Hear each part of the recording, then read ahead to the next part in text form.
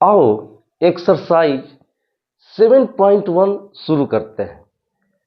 Exercise 7.1 का जो question number 1 है ये कह रहा है कि साइन 2x का प्रति अवकलज ज्ञात करो, यानी एंटी डेरिवेटिव ज्ञात करो कि साइन 2x का एंटी डेरिवेटिव क्या होगा, प्रति अवकलज क्या होगा।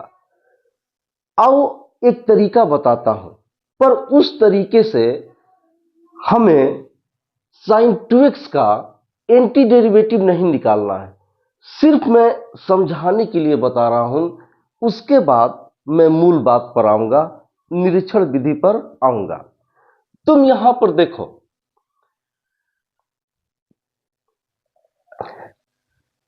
साइन x का इंटीग्रेशन माइनस कॉस एक्स होता है।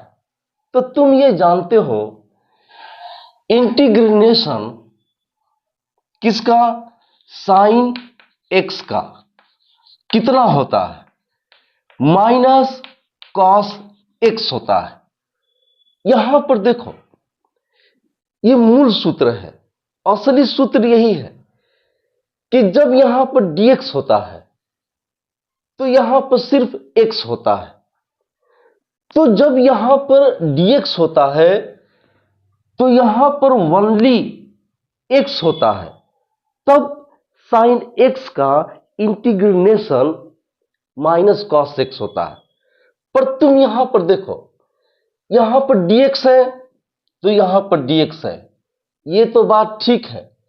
यहां पर साइन है तो यहां पर साइन है, ये भी ठीक है। लेकिन देखो गड़बड़ कहां है, यहां पर x है तो यहां पर 2x है। तो हम करते क्या है कि अगर x की जगह पर x ना हो, जैसे अगर यहां पर dx है तो यहां पर x होता है, पर यहां पर x ना होकर 2x हो, 3x हो, 4x हो, 5x हो, अगर इस तरीके से हो तो हम क्या करते हैं, हम इसको t मान लेते हैं, 2x को हम t मान लेते हैं और इस विधि को प्रतिस्थापन विधि कहते हैं। और t मानने के बाद दोनों पक्षों का डिफरेंशिएशन करते हैं, यानी अवकलन करते हैं। अवकलन तो करते हैं d by d x of 2x is equal to d by d x of t। तो 2x का डिफरेंशिएशन कितना होता है, अवकलन कितना होता है, तो 2 होता है और बराबर में dt बटा में dx बाई 1। तो 2dx इज इक्वल टू हो जाएगा dt, तो dx बराबर होगा dt बाई 2। अब मान रखते हैं इंटीग्रेशन साइन 2x को क्या माने हो, 2x को t माने हो, तो यहां पर t लिखेंगे, यहां पर t लिखेंगे। और dx का मान कितना है, dx का मान है dt बाई 2, तो यहां पर लिखेंगे dt बाई 2। ये बाई 2 है ना, बाई 2 है ना, तो बाई 2 को यहां पर लिखो ना। चलो इसे मिटा देता हूं, बाई 2 है तो आगे लिख देता हूं 1 by 2 is equal to 1 by 2 integration sine t dt। अब देखो जब यहां पर dx होता है तो यहां पर ओनली x होता है, और ऐसी स्थिति में साइन x का इंटीग्रेशन माइनस कॉस एक्स होता है। यानी मैं तुमको यह बताना चाहता हूं कि अगर यहां पर dt होगा तो यहां पर ओनली t होगा, और यहां पर d अल्फा होगा तो यहां पर ओनली अल्फा होगा, और यहां पर d बीटा होगा तो यहां पर ओनली बीटा होगा। तो ये सूत्र के फॉर्म में आ जाएगा, सूत्र के रूप में आ जाएगा। तो देखो यहां पर सूत्र के रूप में आ गया कि जब यहां पर dt है तो यहां पर ओनली t है। इस तरीके से साइन t का इंटीग्रेशन क्या होगा, माइनस कॉस टी होगा। जैसे यहां पर साइन x है और dx है तो हम क्या लिखते हैं, माइनस कॉस x लिखते हैं। तो यहां पर t रहेगा और यहां पर dt रहेगा, तो वहां क्या लिखेंगे, माइनस कॉस टी लिखेंगे, लिखेंगे ना। तो 1/2 और साइन टी का इंटीग्रेशन होगा माइनस कॉस टी प्लस सी जोड़ते हैं लास्ट में। तो चलो अभी हटा देता हूं, ठीक।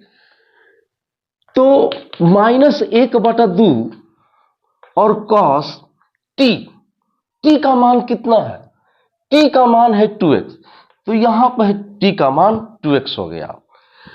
तो ये जो तुम देख रहे हो ना, ये तुम देख रहे हो, यही क्या है, यही साइन 2x का एंटी डेरिवेटिव है। तो साइन 2x का एंटी डेरिवेटिव क्या आता है, -1/2 cos 2x आता है। यही आंसर है, पर इस तरीके से हमें नहीं करना है, प्रतिस्थापन विधि से नहीं करना है, इस मेथड से नहीं करना है। अब चलते हैं, मैं असली बात निरीक्षण विधि पर चलता हूं कि निरीक्षण विधि से हम करते क्या है, क्या करते हैं, क्या करना चाहते हैं। साइन 2x का हम एंटी डेरिवेटिव करना चाहते हैं, समाकलन करना चाहते हैं। किस विधि से, निरीक्षण विधि से। तो निरीक्षण विधि से हम एंटी डेरिवेटिव, निरीक्षण विधि से हम कैसे करते हैं, एंटी डेरिवेटिव कैसे ज्ञात करते हैं, निरीक्षण विधि से। निरीक्षण विधि से हम साइन 2x का, निरीक्षण विधि से हम साइन 2x का एंटी डेरिवेटिव कैसे ज्ञात करेंगे। देखो मैं समझाता हूं। सबसे पहले हम ये सोचते हैं कि किस फलन का डिफरेंशिएशन किया जाए तो साइन 2x मिल जाए। एक बार फिर सुनो, सबसे पहले हम ये सोचते हैं कि किस फलन का डिफरेंशिएशन किया जाए, यानी अवकलन किया जाए तो साइन 2x मिल जाए। तो देखो यहां पर जब हम cos x का d/dx करते हैं, यानी डिफरेंशिएशन करते हैं, तो हमें क्या मिलता है, माइनस साइन x मिलता है। तो माइनस, पर यहां पर माइनस तो है नहीं, नहीं है ना, यहां पर x है, पर यहां पर 2x है। तो मैं ये कह रहा हूं, सबसे पहले हम ऐसा फलन सोचते हैं कि जिसका d/dx करने पर, यानी डिफरेंशिएशन करने पर, अवकलन करने पर साइन 2x आ जाए, ठीक। तो वो क्या है, वो ये है d/dx cos x, यानी cos x का डिफरेंशिएशन करने पर माइनस साइन x आता है। तो साइन x को क्या कहेंगे, समझो, एकदम विस्तार से और एकदम डिटेल में बता रहा हूं, और तब तक बताऊंगा जब तक मैं तुम्हारे दिमाग में डाल ना दूं, तब तक बताऊंगा मैं, ठीक है। तो माइनस साइन x को क्या कहते हैं, माइनस साइन x को अवकलज कहते हैं। माइनस साइन x अवकलज है, अवकलज किसका, cos x का। कि जब हम cos x का डिफरेंशिएशन करते हैं तो हमें माइनस साइन x मिलता है। तो माइनस साइन x को हिंदी माइनस साइन एक्स को क्या कहेंगे? अवकलज कहेंगे, और अंग्रेजी में डेरिवेटिव कहेंगे। अंग्रेजी में इसको डेरिवेटिव कहेंगे। अब देखो, पर यहां पर हमें 2x चाहिए, यहां पर हमें 2x चाहिए। तो अगर यहां पर 2 हो जाए 2, तो यहां पर x था, तो यहां पर x लिखते हैं। अगर यहां पर 2x होगा तो यहां पर 2x लिखेंगे। अब तुम जानते हो कि जब हम डिफरेंशिएशन करते हैं तो x का गुणांक डेरिवेटिव के आगे आता है, डेरिवेटिव में गुणा हो जाता है, यहां पर 2 हो जाएगा। एग्जाम्पल समझो, example D by d x cos x, result कितना आएगा? रिजल्ट को डेरिवेटिव बोलते हैं। रिजल्ट कितना आएगा? तो आएगा -6 कॉस 6x। अगर यहां पर 7 रहता तो यहां पर हम 7x लिखते, और इस पूरे में 7 का क्या होता? गुणा होता। ठीक, तो तुम ये जानते हो कि जब हम डिफरेंशिएशन करते हैं तो जो x का जो कोफिशिएंट होता है वो गुणा हो जाता है, गुणा हो जाता है। ठीक, तुम ये समझे। अब देखो, साइन 2x आ गया, साइन 2x आ गया ना। हमें -2 नहीं चाहिए, हमें सिर्फ साइन 2x चाहिए, हमें -2 नहीं चाहिए। तो हम क्या करेंगे? हम क्या करेंगे? -1/2 से बोथ साइड, दोनों तरफ अब हम गुणा कर देंगे। तो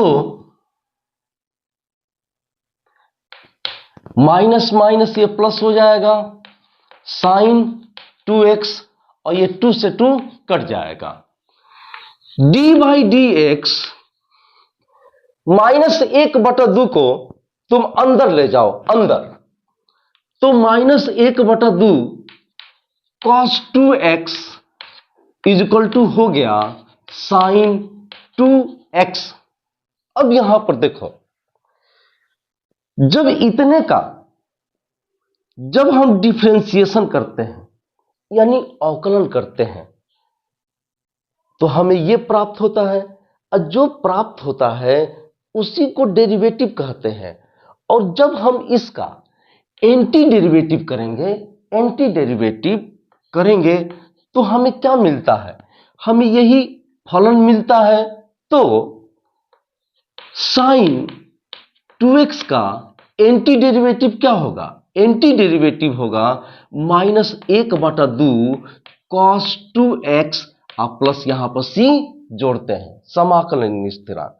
तुम यहां पर देखो, तुम जानते हो कि d by d x sine x, sine x का डिफरेंशिएशन यानी अवकलन क्या होता है? cos x होता है। और cos x को क्या कहते हैं? डेरिवेटिव कहते हैं।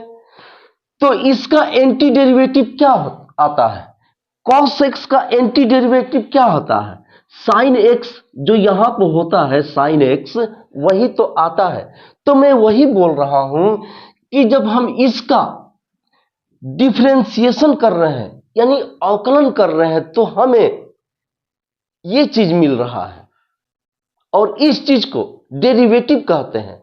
और इसका एंटी डेरिवेटिव क्या मिलेगा? ये फलन मिलेगा, ये मिलेगा। इसलिए साइन 2x का एंटी डेरिवेटिव क्या होगा? -1/2 cos 2x होगा, और प्लस c तो जोड़ना ही जोड़ना है, समाकलन स्थिरांक जोड़ना ही जोड़ना है।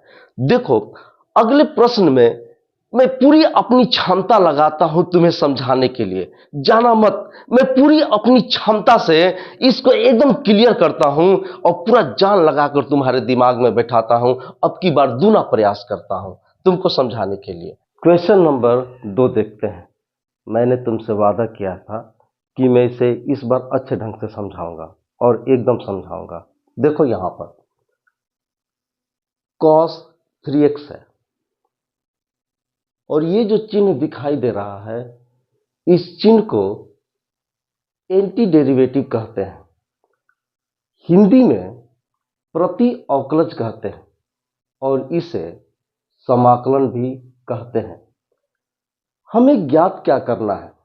हमें ज्ञात करना है cos 3x का एंटी डेरिवेटिव ज्ञात करना है निरीक्षण विधि से।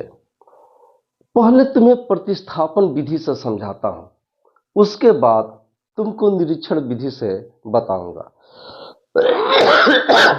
देखो, तुम जानते हो कि इंटीग्रेशन cos x dx यानी cos x का एंटी डेरिवेटिव समाकलन कितना होता है?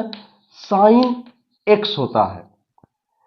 अब मैं तुमको मूल बात समझाने जा रहा हूं, समझो।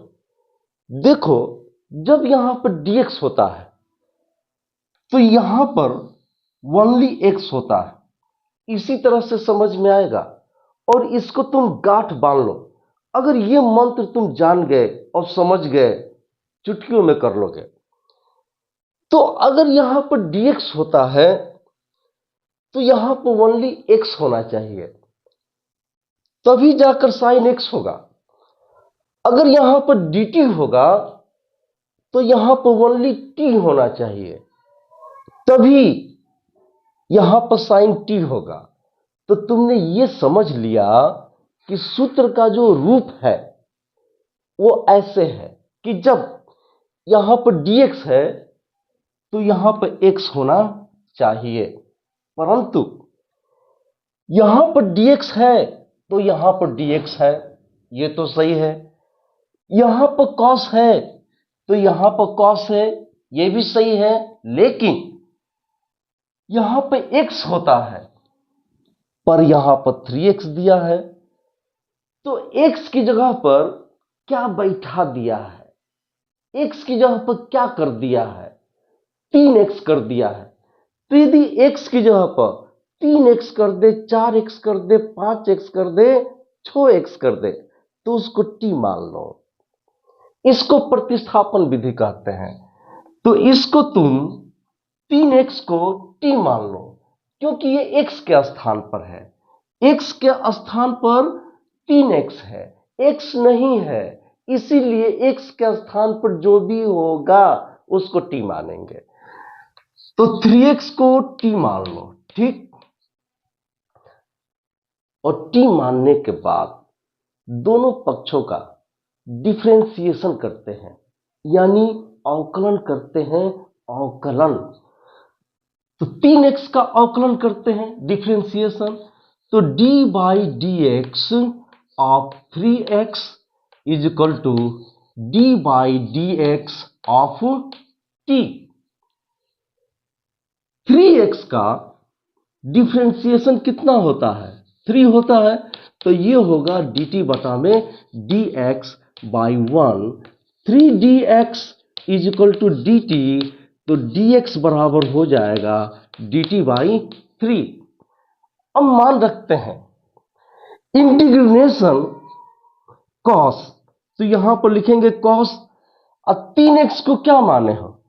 3x को तुम t माने हो, तो यहां पर लिख देंगे t, और dx की जगह पर dt बाई 3, dt बाई 3, तो यहां पर लिख देंगे dx की जगह पर dt बाई 3। यहां पर dx की जगह पर हम क्या लिखेंगे? dx की जगह पर dt बाई 3। अब देखो, यहां पर कुछ नहीं है तो 1 का गुणा है। 1 का गुणा तो तुम में भी है यार, तुम में अगर 1 का गुणा किया जाए तो तुम ही आओगे, और 2 में 1 का गुणा किया जाए तो 2 ही आएगा। अब मुझे में 1 का गुणा किया जाए तो मैं ही आऊंगा। तो 1 का गुणा तो सब में होता है, तो कुछ नहीं है तो 1 का गुणा है। तो 1/3 को इंटीग्रेशन के आगे लिखो, लिख दूं तो 1/3 इंटीग्रेशन cos t और ये dt। अब देखो 1/3, ठीक, जब यहां पर dx है तो यहां पर x होता है और cos x का इंटीग्रेशन sin x होता है। तो अगर यहां पर t हो और यहां पर dt हो तो cos t का इंटीग्रेशन क्या होगा, sin t होगा। तो देखो यहां पर dt है, यहां पर t है, तो cos t का इंटीग्रेशन क्या होगा, sin t होगा। तो यहां पर लिख देंगे sin t। 1/3 sin t का मान रखिए, t का मान क्या है 3x।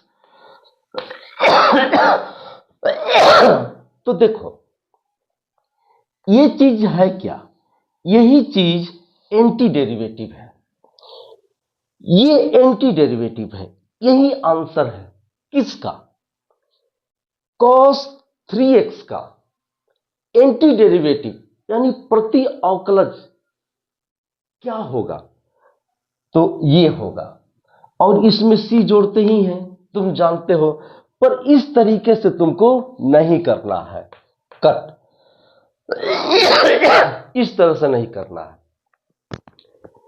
अब निरीक्षण विधि क्या है, मैंने वादा किया है कि मैं समझाऊंगा। तुम्हें यह देखना होगा कि वो फलन क्या है जिसका डिफरेंशिएशन करने पर cos 3x आ जाए। एक बार फिर से तुमको ये देखना होगा कि वो फलन क्या है जिसका डिफरेंशिएशन करने पर ये चीज मिल जाए, cos 3x मिल जाए। तो देखो तुम जानते हो तुम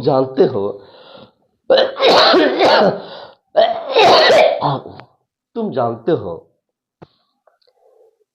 कि sin x एक ऐसा फलन है कि जिसका डिफरेंशिएशन करने पर यानी अवकलन करने पर क्या प्राप्त होता है, cos x प्राप्त होता है।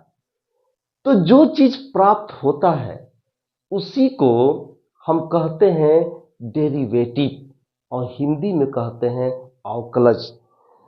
तो ये अवकलज है, cos x अवकलज है, डेरिवेटिव है, परंतु किसका, sin x का।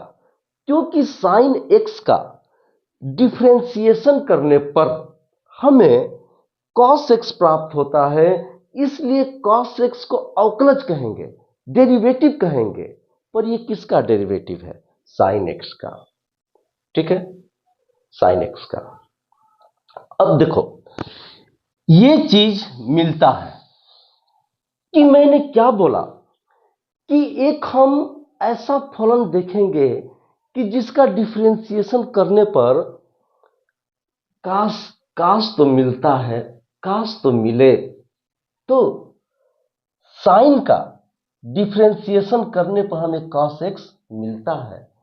तो हम जानते हैं कि d/dx sin x बराबर cos x। परंतु देखो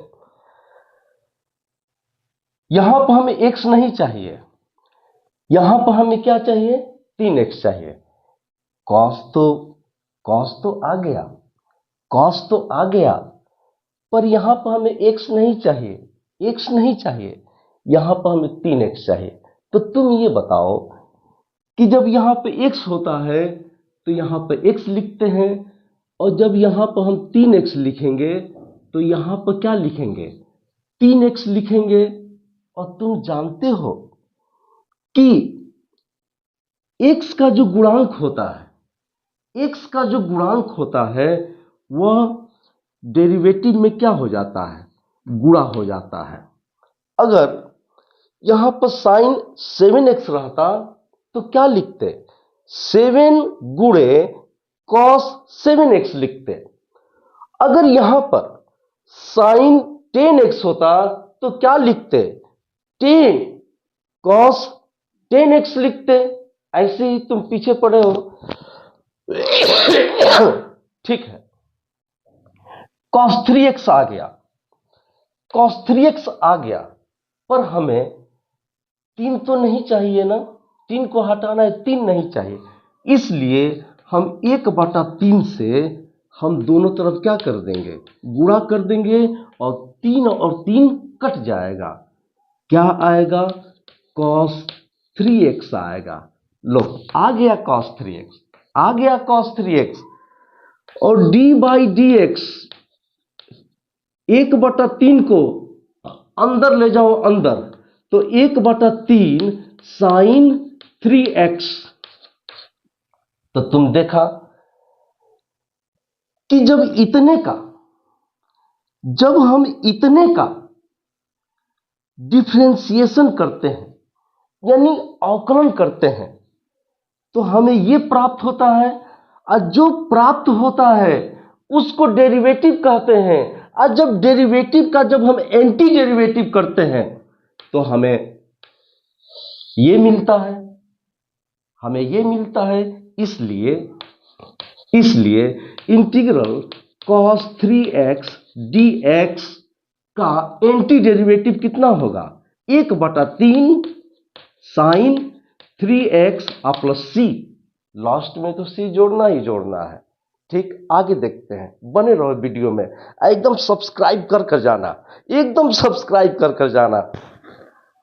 हमें e⁻2x का प्रति अवकलज ज्ञात करना है, यानी समाकलन ज्ञात करना है निरीक्षण विधि से। मैंने आपको ये बताया, आप ऐसा एक फलन सोचिए जिसका डिफरेंशिएशन करने पर, यानी अवकलन करने पर क्या आए, e⁻2x आए। तो देखिए, आप ये जानते हैं कि d/dx ऑफ e⁻x बराबर e⁻x होता है, यानी e⁻x का जब हम अवकलन करते हैं तो हमें e⁻x प्राप्त होता है। तो इस e⁻x को क्या कहेंगे, अवकलज कहेंगे, इसको अवकलज कहेंगे, और अंग्रेजी में डेरिवेटिव कहेंगे। ठीक है, तो मैंने ये बोला कि आप एक ऐसा फलन सोचिए जिसका अवकलन करने पर e⁻2x आए। ठीक है, तो यही है, इसी से मिलता जुलता है या यही है। अब देखो, e है तो e तो है, और यहां पर 2x चाहिए, 2x। तो अगर मैं यहां पर 2x कर दूं तो देखो, जब यहां पे x होता है तो यहां पे x लिखते हैं, और जब यहां पर 2x लिखेंगे तो यहां पर 2x लिखेंगे। और तुम जानते हो कि जब हम अवकलन करते हैं किसी फलन का, तो x का गुणांक क्या होता है, यहां पर गुणा हो जाता है, गुणा, तो 2 यहां पर गुणा हो जाएगा।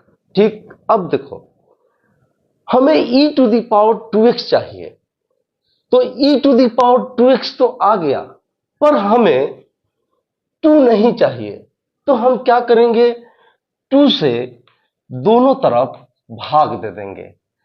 तो d/dx ऑफ e⁻2x बाई 2 बराबर, इससे ये कट गया, e⁻2x। तो तुम ये देख रहे हो कि जब इस फलन का हम अवकलन किए तो हमें क्या प्राप्त हुआ, e⁻2x प्राप्त हुआ। e⁻2x को क्या कहेंगे, अवकलज। तो इसी का प्रति अवकलज, यानी एंटी डेरिवेटिव क्या होगा, ये होगा ये। तो बराबर में हम क्या लिखेंगे, e⁻2x बाई 2, प्लस सी तो जोड़ना ही जोड़ना है समाकलन स्थिरांक। तो e to the power 2x का प्रति अवकलज यानी समाकलन कितना होगा? निरीक्षण विधि से e to the power 2x by 2 plus c। अगला क्वेश्चन देखते हैं, क्वेश्चन नंबर 6 हल करते हैं। इसको तुम ऐसे लिखो, integral 4 e to the power 3x dx plus integral 1 dx। Integral इसके साथ भी गया और इंटीग्रल इसके साथ भी गया, तो ऐसे हो गया। इंटीग्रल अचर पद को आगे करता है, इसलिए ये 4 आगे हो जाएगा। ओके, अब तुम देखो, integral e to the power x dx is equal to होता है e to the power x। मैं तुम्हें एक तरीका बता रहा हूं, अगर यहां पर dx होगा तो e पर x होगा। एक बार फिर सुन लो, सूत्र का रूप देखो। सूत्र का रूप कैसे है कि जब यहां पर dx है तो यहां पर ओनली x है। अब तुम ये बताओ कि अगर यहां पर dx होगा और यहां पर 3x होगा तो क्या करेंगे? 3x को t मानेंगे और दोनों पक्षों का अवकलन करेंगे। अगर यहां पर dx है और यहां पर 7x है तो हम क्या करेंगे? 7x को t मानेंगे और दोनों पक्षों का अवकलन करेंगे। ठीक, तो यहां पर तुम देखो, यहां पर dx है तो यहां पर 3x है, तो 3x को, ये 3x को हम t मानेंगे। ठीक, और दोनों पक्षों का अवकलन करेंगे, तो d by d x of 3x is equal to d by d x of t। 3x का d बाई डी एक्स कितना होगा? तो सिर्फ 3 होगा और बराबर में होगा dt by d x.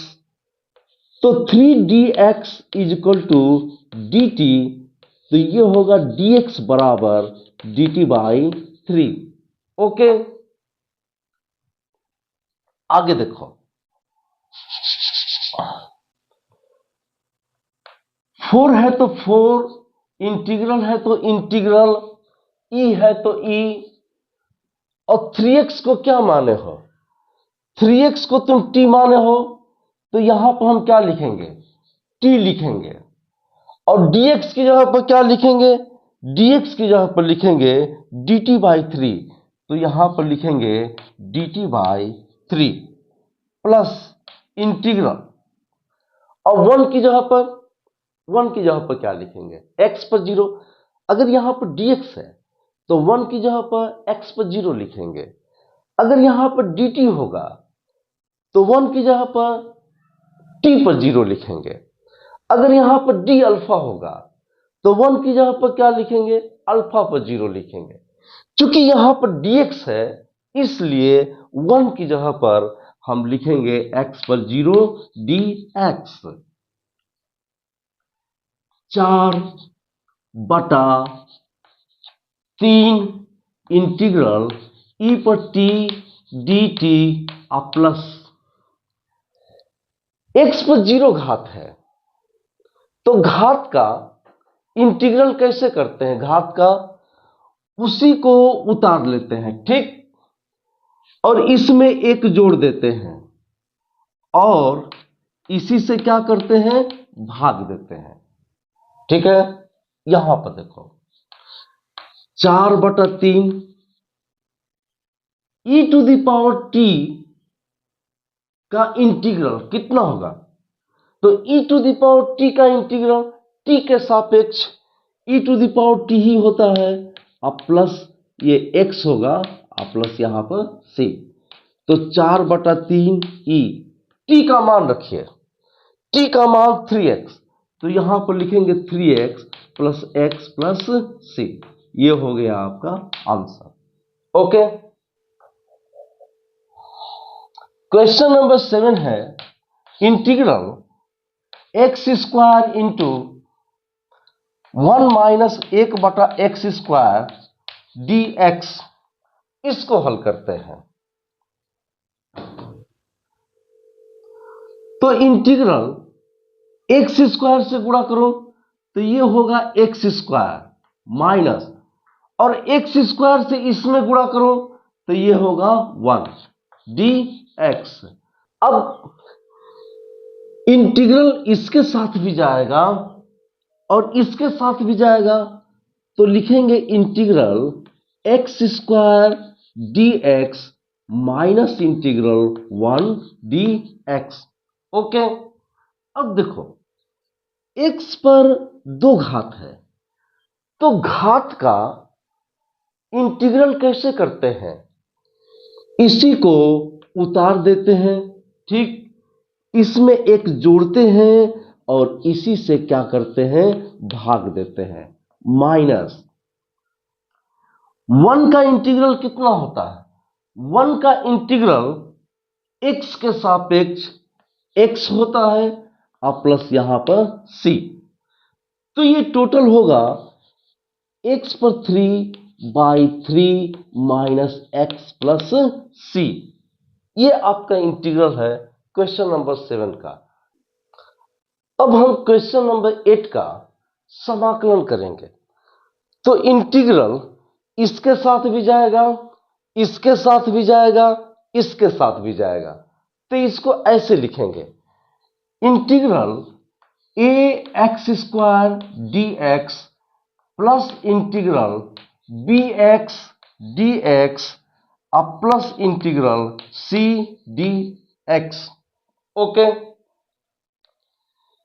Integral अचर पद को आगे करता है, तो इसको ऐसे लिखेंगे a इंटीग्रल x² dx अब plus b integral x dx अब प्लस c इंटीग्रल 1 dx।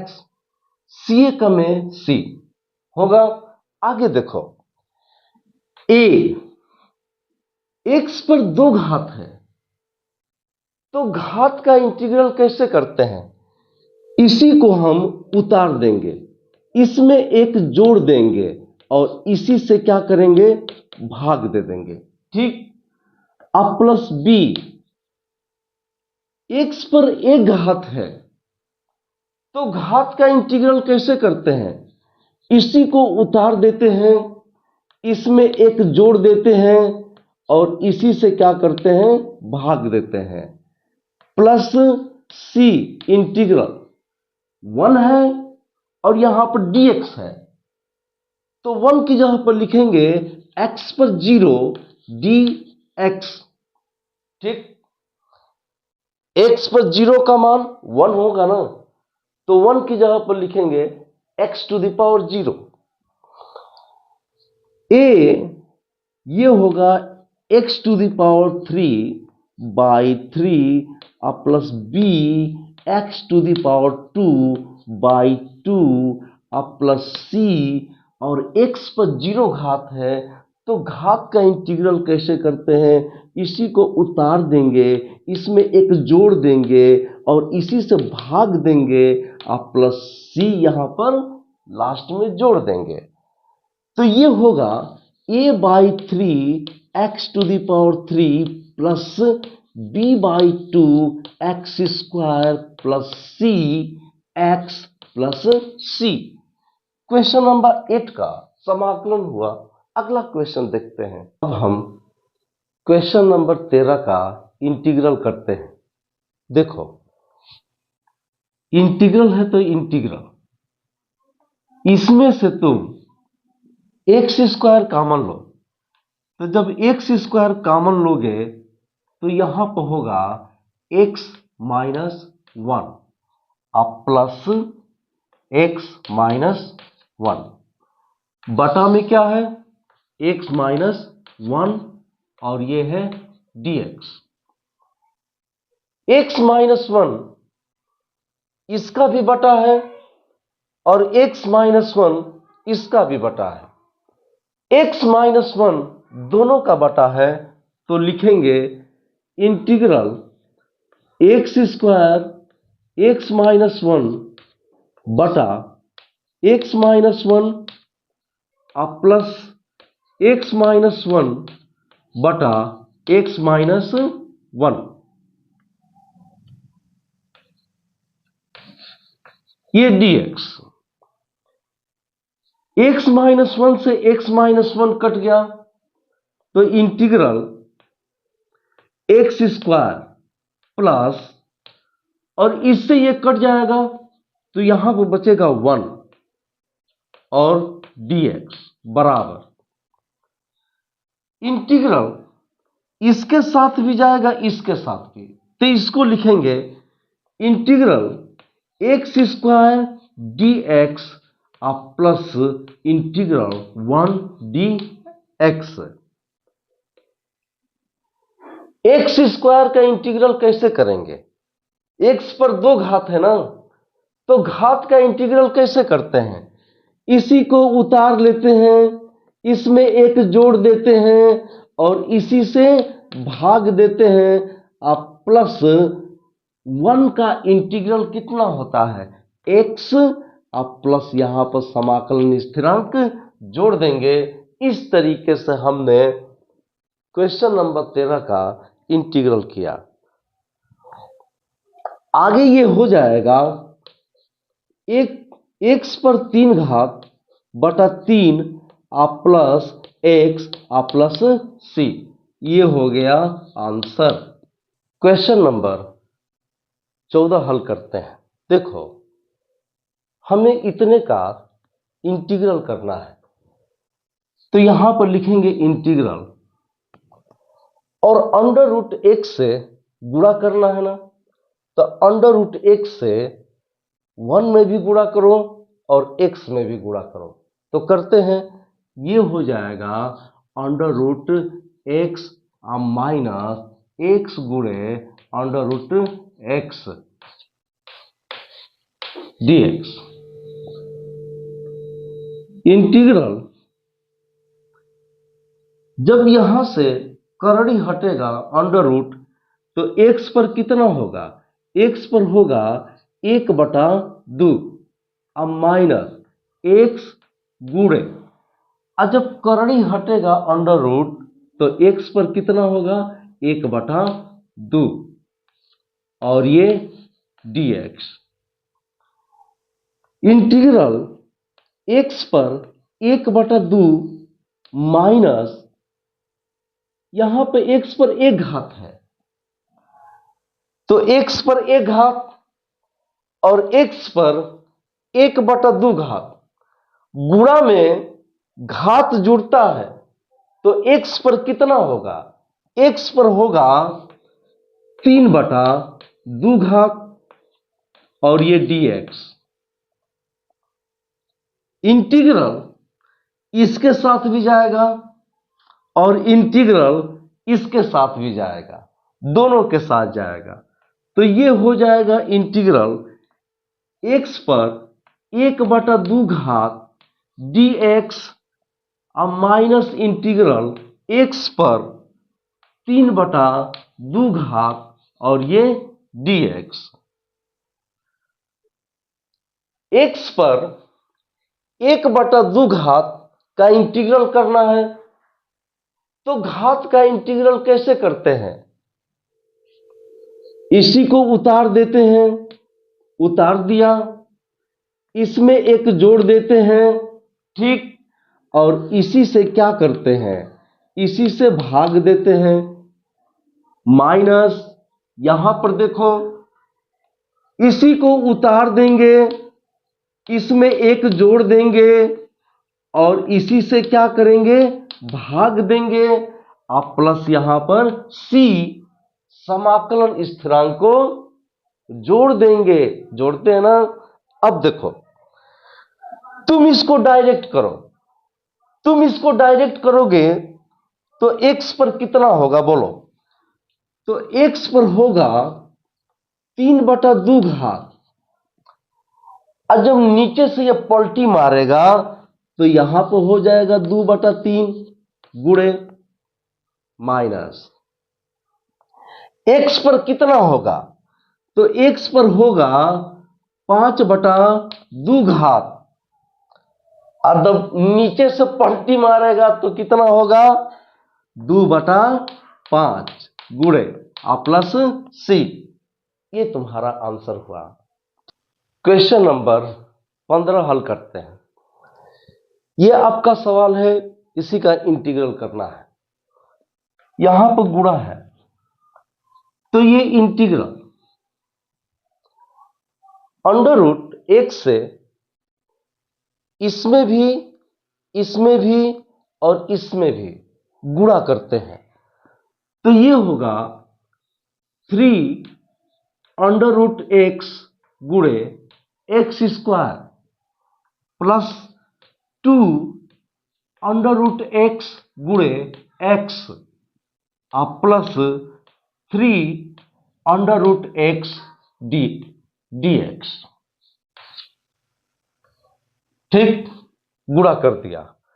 अब तुम देखो इंटीग्रल 3, जब तुम करड़ी को हटाओगे तो x पर कितना होगा 1/2 घात होगा और गुणे x पर यहां पर 2 घात, अब प्लस यहां पर 2।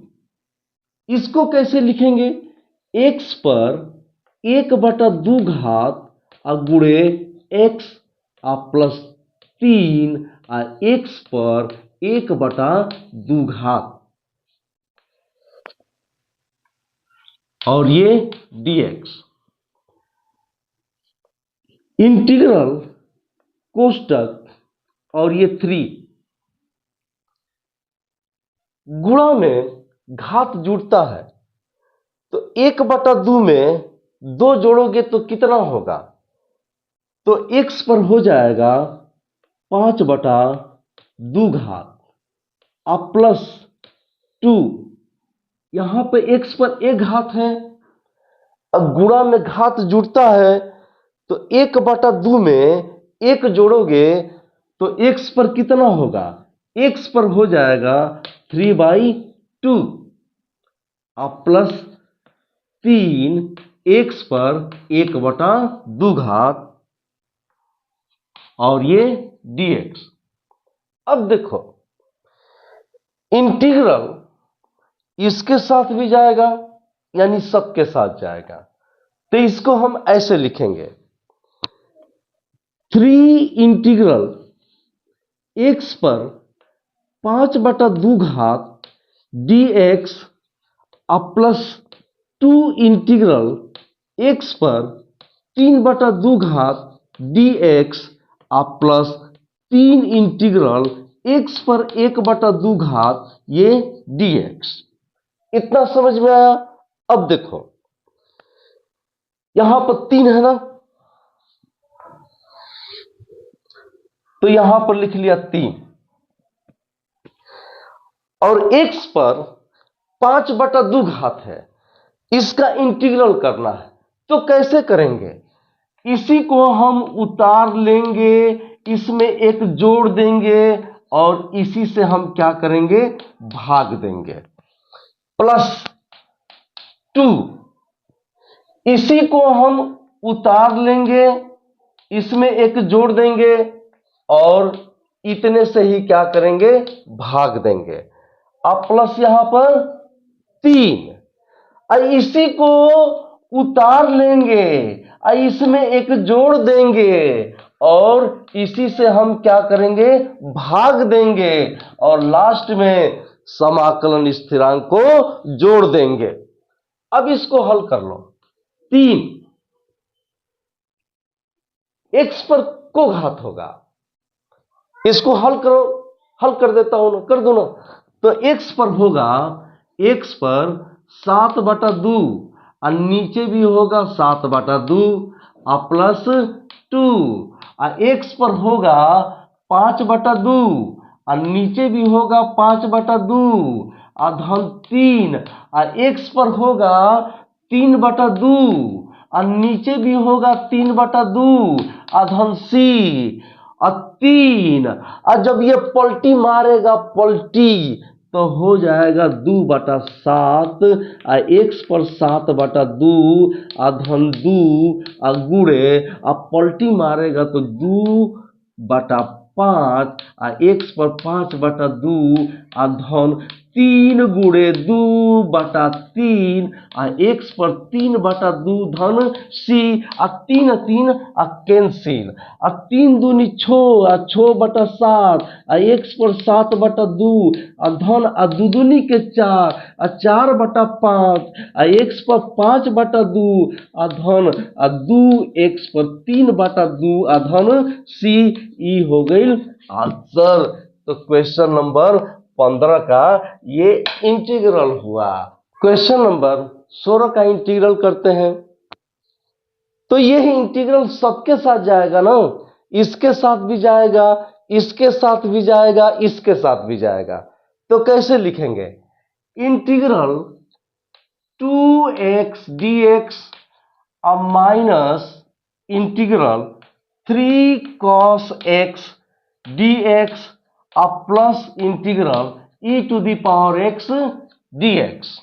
ठीक, इंटीग्रल अचर पद को आगे करता है तो इसको लिखेंगे 2 integral x dx minus integral अचर पद को आगे करता है तो 3 integral cos x dx plus e to the power x का integral e to the power x ही होता है। एक बार फिर से e to the power x का integral e to the power x ही होता है। तो यहां पर लिख देंगे e to the power x। 2 x पर एक घात है, x पर एक घात का इंटीग्रल करना है तो कैसे करते हैं? इसी को उतार देते हैं, उतार दिया, इसमें एक जोड़ देते हैं और इसी से क्या करते हैं? भाग देते हैं, यानी 1 + 1। तो ये कितना होगा? 2 और यहां पर है 2 कैंसिल। -3 cos x का इंटीग्रल x के सापेक्ष sin x होता है, sin x। तो यहां पर लिखेंगे sin x plus e to the power x और यहां पर समाकलन स्थिरांक c को क्या करेंगे? जोड़ देंगे। आपका क्वेश्चन नंबर 16 हल हो गया, ये आंसर हो गया। तो यहां पर लिखेंगे x² -3 sin x plus e to the power x plus c, answer. अब क्वेश्चन नंबर हम 17 देखते हैं। इतने का इंटीग्रल करते हैं। तो इंटीग्रल तो सबके साथ जाता है, इंटीग्रल इसके साथ भी जाएगा, इसके साथ भी और इसके साथ भी। तो इसको ऐसे लिखेंगे 2 integral x² dx -3 integral sin x dx plus 5 integral √x dx। इतना समझ में आया? अब आगे देखो, 2 x पर 2 घात है, इसका इंटीग्रल करना है। कैसे करेंगे? इसी को उतार देंगे, इसमें एक जोड़ देंगे और इसी से भाग देंगे। -3 sin x का इंटीग्रल x के सापेक्ष sin x का इंटीग्रल -cos x होता है। तो यहां पर लिख देंगे -cos x प्लस 5 इंटीग्रल, करड़ी हटाओ ना, अच्छा नहीं लग रहा है। इस करड़ी को हटाओ, तो करड़ी हटाओगे तो x पर कितना होगा? 1/2 घात और ये dx 2/3 और x पर 3 घात minus minus plus 3 cos x plus 5 x पर 1/2 घात का इंटीग्रल, तो x पर 1/2 घात का इंटीग्रल कैसे करते हैं, यानी इसी को हम उतार देंगे ना, खांसी आ रहा है, इसी को उतार देंगे, इसमें एक जोड़ देंगे और इसी से क्या करेंगे, इसी से भाग देंगे और plus c 2/3 x³ plus 3 cos x और प्लस 5 और x पर होगा, x पर को घात होगा तो 3/2 घात और नीचे भी 3/2 घात और प्लस यहां पर c। ओके, आगे देखो 2/3 x पर 3 घात और प्लस 3 cos x और प्लस 5, और ये जब पलटी मारेगा तो गुणे 2/3 और x पर 3/2 घात और प्लस c, तो 2/3 x पर 3 घात और प्लस 3 cos x और प्लस 5 दूनी 10 और 10/3 और x पर 3/2 घात और प्लस c। इस तरीके से क्वेश्चन नंबर 17 का क्या हो गया, समाकलन हो गया। आगे देखते हैं, अब क्वेश्चन नंबर 18 करते हैं, इंटीग्रल। और देखो sec x का गुणा है ना, तो sec x से इसमें भी गुणा करो और इसमें भी गुणा करो, तो गुणा करो ये हो जाएगा sec² x और plus sec x into 10x और ये dx। अब देखें करते क्या है, इंटीग्रल इन दोनों के साथ जाएगा तो ऐसे लिखेंगे, इंटीग्रल sec² x dx और plus integral sec x 10x dx।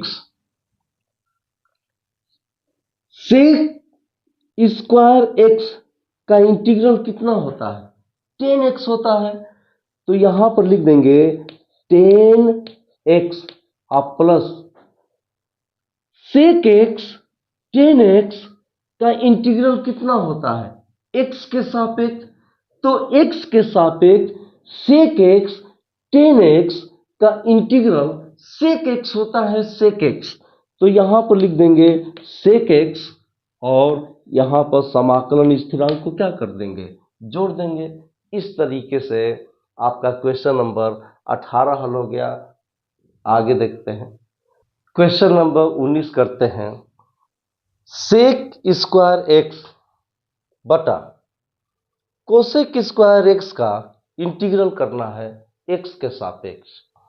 चलिए करते हैं, इंटीग्रल sec² x को हम लिखेंगे 1/cos² x बटा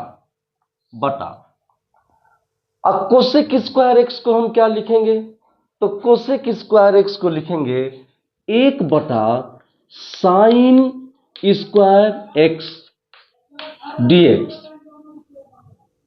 अभी इसको ऐसे लिखा जाता है, इंटीग्रल 1/cos² x गुणा sin² x/1 dx।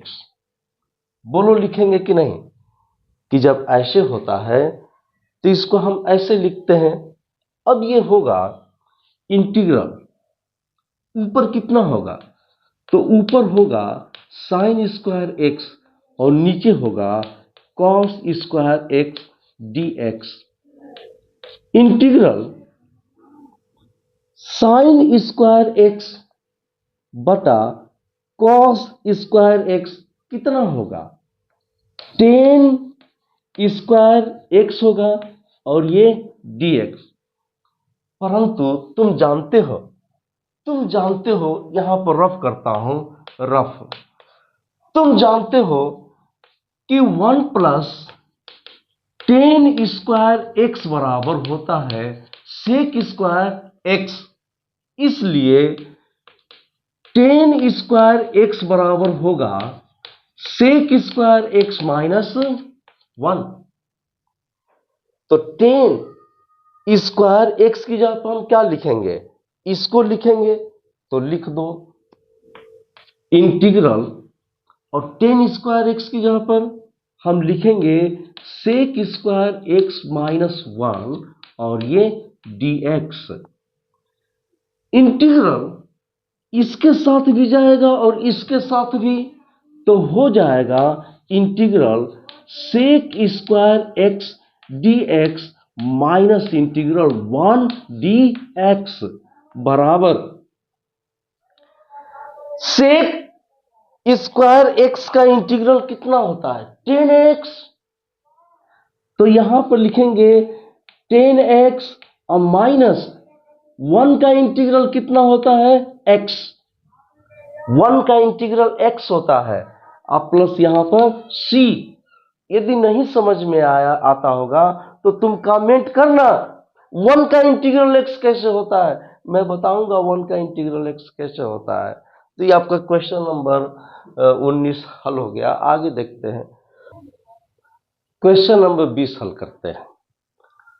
हमें इतने का इंटीग्रल x के सापेक्ष करना है। देखो इंटीग्रल है तो इंटीग्रल cos स्क्वायर x है ना, ये इसका भी बटा है और ये इसका भी बटा है, दोनों का बटा है, इसलिए इसको हम ऐसे लिखेंगे 2 बटा cos स्क्वायर x और माइनस 3 साइन x और बटा cos स्क्वायर x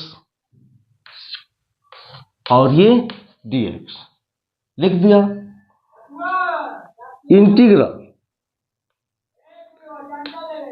दो,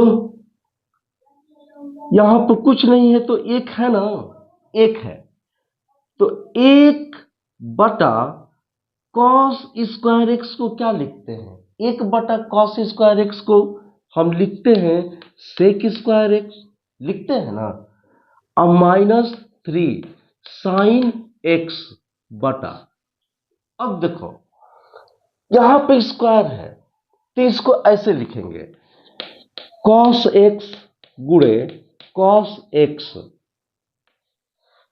और ये dx। Integral 2 sec square x minus 3,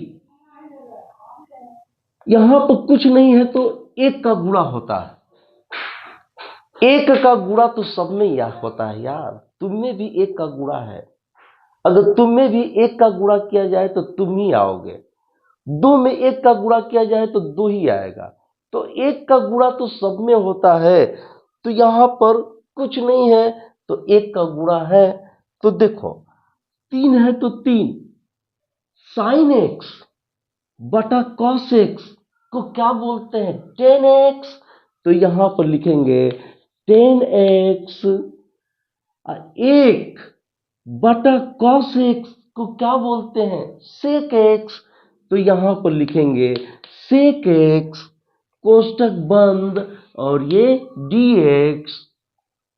अब देखो इंटीग्रल इसके साथ भी जाएगा और इसके साथ भी जाएगा, तो लिखेंगे 2 integral sec square x dx minus 3 integral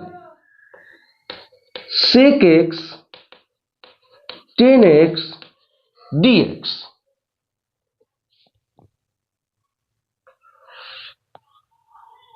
to, अब बताओ सेक स्क्वायर एक्स का इंटीग्रल कितना होता है 10x होता है ना, तो यहां पर लिख देंगे 10x और माइनस 3 और सेक एक्स और 10x का इंटीग्रल कितना होता है सेक एक्स, तो यहां पर लिख देंगे सेक एक्स और लास्ट में समाकलन स्थिरांक को क्या कर देंगे जोड़ देंगे।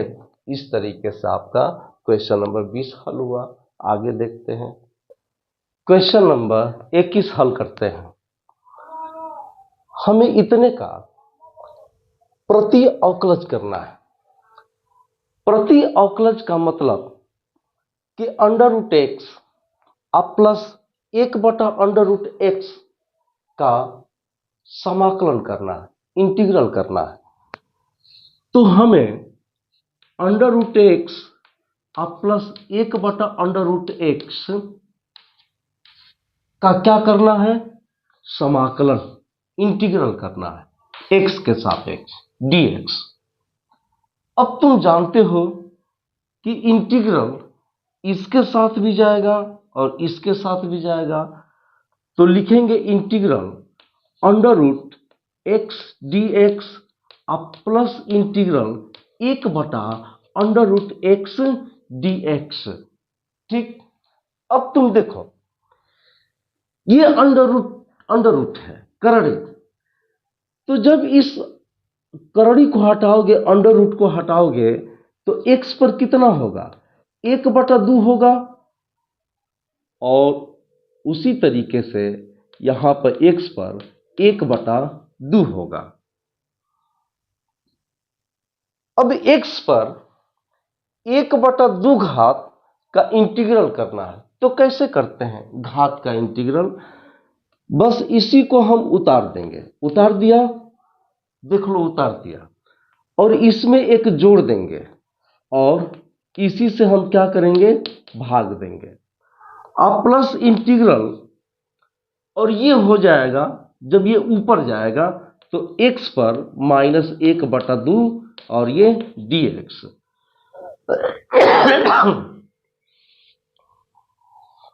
ये कितना होगा, x पर कितना होगा, तो x पर होगा 3/2, नीचे भी 3/2 होगा, लेकिन जब पलटी मारेगा तो ये हो जाएगा 2/3 गुणा में।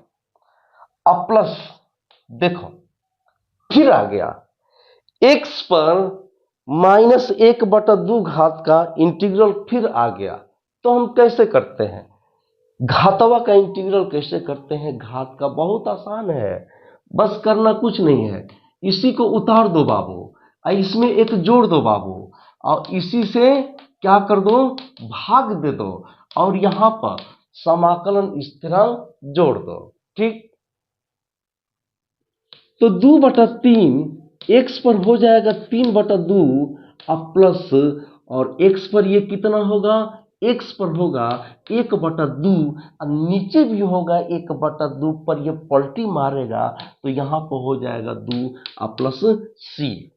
अब देखो विकल्प कौन सही है, विकल्प आपका सी सही है। कौन सा सही है विकल्प, सी सही है। अगला क्वेश्चन देखते हैं।